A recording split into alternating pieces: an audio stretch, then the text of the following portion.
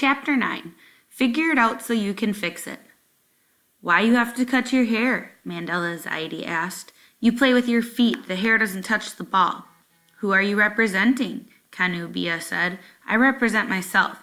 No, said Kanu. You represent your coach and your team. Luma's hair rule had set off a debate among the veteran players on the under-15 team. Prince had refused to cut his hair and wouldn't be joining the team. Without players from the previous season who'd moved away from Clarkson, the under-15 team was suddenly very short on talent. The absence of Prince particularly upset Mandela and Enselein-Kr. Neither Mandela nor Fornati had long hair. Mandela's brother Beatrice wouldn't allow him to grow his hair long. That wasn't acceptable for young men in Africa, and she didn't care what the American boys did. And Fornati kept his hair cut so close to his scalp that he looked nearly bald. But the boys had counted on playing soccer with their friends and fellow Liberians, and now that Prince wasn't around, they blamed Luma and her rule that hair must be shorter than coaches. Luma's hair was short, a couple of inches, maybe, trimmed above the ears and high on her neck, but she had a reason for her rule. The Fugees had been the target of abuse from some of their opponents outside Atlanta for their accents and names. She didn't want to encourage hostility with hairstyles like the cornrows and braids that were worn by gang members in Clarkson and the rougher sections of Atlanta. There was another reason Luma resolved to hold firm on the hair rule. The previous season, she'd been so impressed by Prince's talent on the field that she allowed him to get away with skirting the team rules. He would leave tutoring early or skip it altogether, acts that undermined Luma's authority before the rest of the team. Players soon started to follow Prince's lead and challenge her. Luma counted the episode as a hard lesson and vowed not to let any player, no matter how talented, get away with breaking team rules. All Fornati knew was that the hair rule was putting him in the uncomfortable position of having to choose between his coach and his friends. Fornati had been in the United States for 7 years, longer than most of his teammates, and was used to life in America. Few refugee kids in Clarkson knew anything about American football, but Fornati had been around long enough to develop a strong allegiance to the Atlanta Falcons, the local NFL team. He'd even considered playing football for his high school that fall instead of rejoining the Fugees, but he'd re-upped for soccer, in part to play with Prince and in part because he knew he needed the Fugees, perhaps now more than ever. Earlier in the summer, Fornati's father had been in the backseat of a car driven by a friend when they were rear-ended by an out-of-control truck. He'd been critically injured, suffering broken ribs and several internal hemorrhaging, and had been in the hospital for a month. He was still weeks away from being sent home when tryouts came around. He faced a long recovery. I'm scared, Fornati said. My daddy can't work. I'm wondering, where are we going to get the rent? They put us out because we can't pay the rent. Though he didn't like to admit it to his friends, Fornati had come to depend on Luma. She was one of the few adults in Clarkson he trusted, a conclusion he'd come to after a simple gesture she'd made one day after practice. Fornati had injured his hand when he fell during a scrimmage. He was used to just dealing with the pain when he hurt himself and letting whatever had been injured heal itself naturally. But after practice, Luma told him to get in her Beetle and drove him to a nearby pharmacy for first aid supplies, an act of concern Fornati had never forgotten. That's why I want to be on the team, he said. She's more than a coach to me. She cares about you like she's your parent. But Fornati also felt loyalty to his fellow Liberians, Prince and Mandela, among others. It was a connection, he said, that was more powerful than the one he felt to his Fugees teammates from other countries. At times, the under-15's differing background seemed unimportant compared to the things that bound them together. But the possibility that the team might break up into cliques based on country or tribe or language was always there. We're international and all that, Fornati said of the Fugees, but you hang out with people who speak your language and who come from your country. When we leave the field, I'm not going to call those other kids. They don't have my number and I don't have theirs. That's just the way it is. Prince was one of Fornati's best friends. Both young men played offense. They planned to set each other up for goals and help each other on the field, and together they'd convince other Liberian friends to try out for the team, only to have them bail out when they realized they'd have to get their hair cut. Fornity wanted Prince and Coach to work things out, but he knew Prince wasn't going to cut his hair. It was up to Coach, he thought, to give in. I guarantee you, he said, if Coach said, don't cut your hair, all those guys, Prince, everybody would have come back. The Fugees' preseason practices took place in miserable conditions. It was late August, the Georgia sun hot and still high enough in the sky in the late afternoon that its rays shone over the trees. Dust was everywhere.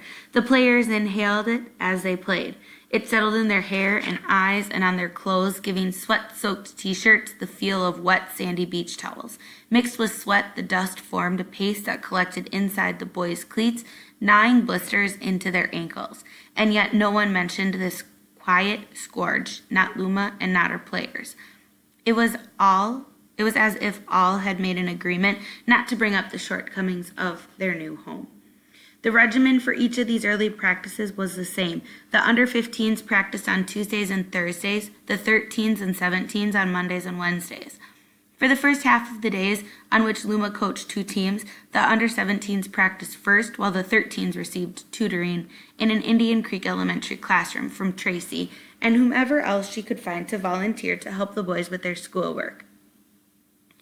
After an hour and a half, the younger boys came outside and ran their laps while the under-17s scrimmaged under Luma's watchful eye. At the end of the scrimmage, the older players were dismissed to write in journals, which they did sitting on cross ties that surrounded the bark floor beneath the jungle gym. The under-13s then finished their running and took the field for drills and instruction.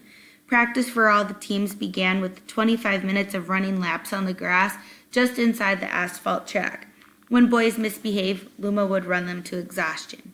The boys ran in silence, but they would jerk upright when they heard Luma call out a teammate's name for running too slowly. When the players had completed their laps, Luma ordered them to line up on the fringe of weeds at the field's edge.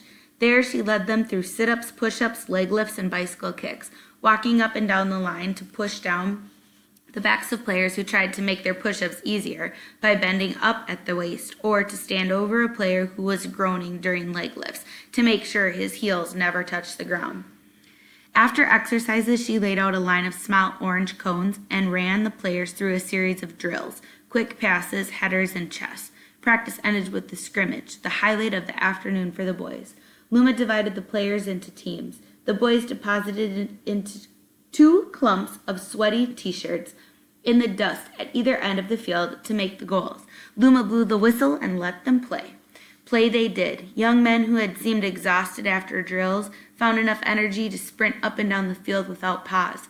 Boys who hadn't so much as grunted for the first 2/3 of practice now shouted for the ball.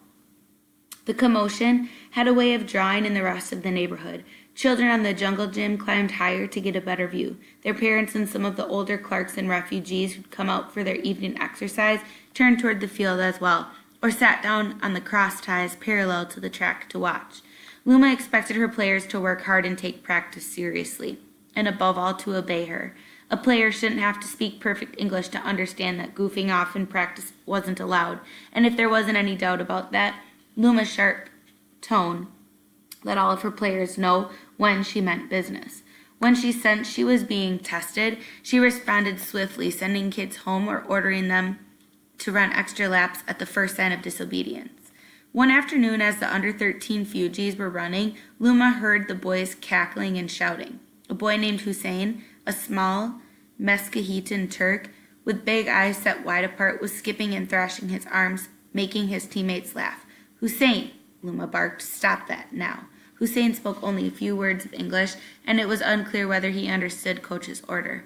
Luma turned to the under-17s, who were writing in their journals at the edge of the field. She heard a few muted laughs and turned back to see Hussein still skipping and flapping his arms. "Hussein," Luma called again, raising her arm in the air and pointing in the direction of the apartment complexes north of the field. "Go home."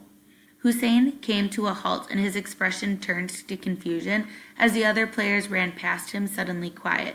He dropped his head, then looked up with pleading puppy dog eyes. "Go home," Luma said, gesturing again with her arm. Hussein slouched over in defeat. He understood what his coach was saying. When he lifted his chin finally, Hussein looked like he might cry. Go home, Luma said once more, her voice softening only slightly. Hussein turned, lowered his head, and began to walk toward the footpath that led to his apartment complex. Luma was watching the under-17s scrimmage at one early practice when the under-13s emerged from the school building to run laps after tutoring. The younger boys ran vigorously while they were in Luma's field of vision, but once they passed into a spot she couldn't see them, they stopped running and began to walk. Just before they reached the area she could see them again, they started running. Luma kept watching the scrimmage. Soon, Luma blew her whistle and dismissed the under-17s from practice. Normally at this point, she called the younger players in from their laps and started them on their drills. This time, though, she crossed her arms and wandered the field, looking at weeds, picking up rocks, kicking the sand, killing time. The younger team kept running, 25 minutes, 30 minutes, 35, and so on. Eventually, the boys began to look at her confused, in pain.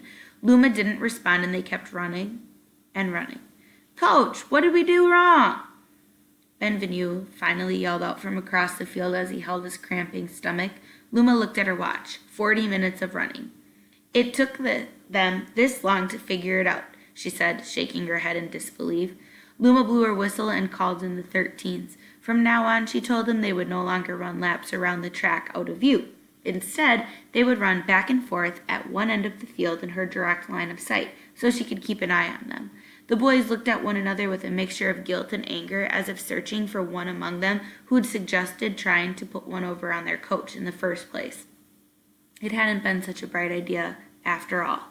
"They needed to figure it out so they can fix it," Luma said.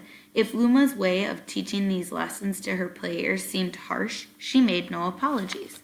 "These kids face so many hardships," she said. "Some of them are taking care of their siblings. They don't have mom driving them in an SUV, so I'm not going to baby them because they're never going to get babied. They need to grow up." The under-15s were also testing Luma. Even though he was no longer on the team, Prince hadn't exactly gone away. He had made a habit of stopping by practice and watching from a distance. He snickered as the Fugees groaned and sweat their way through laps and exercises. He showed up one day with a group of friends, guys and girls, who laughed and cut up in view of the practice field before wandering off to hang out as they pleased. Prince's teasing was a challenge to Fornity and Mandela. Were they going to cave into the coach or hang out with their friends? The challenge seemed to bother them both. Fornity and Mandela began showing up late, talking back to Luma, grumbling and sulking through drills. During one practice, Mandela simply wandered off and joined in a pickup soccer game at the far end of the field. Fornity invited some girls he liked to come watch him at practice. When Luma saw him chatting with them, she sent him home. "My daddy don't care if I talk to girls," Fornity said, "so why does she care?"